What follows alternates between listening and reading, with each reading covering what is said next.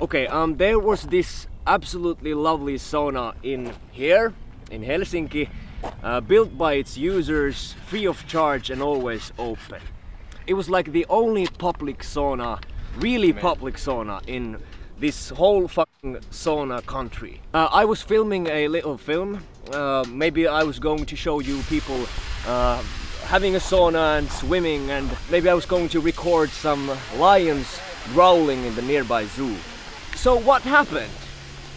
Did the polar bears tear it apart and remove it like to God knows where, or was it some stupid youngsters who wrecked it? No, it was apparently the city officials. Usually I try to keep this in English, mutta jätkät hei, missä p***a meidän sauna on?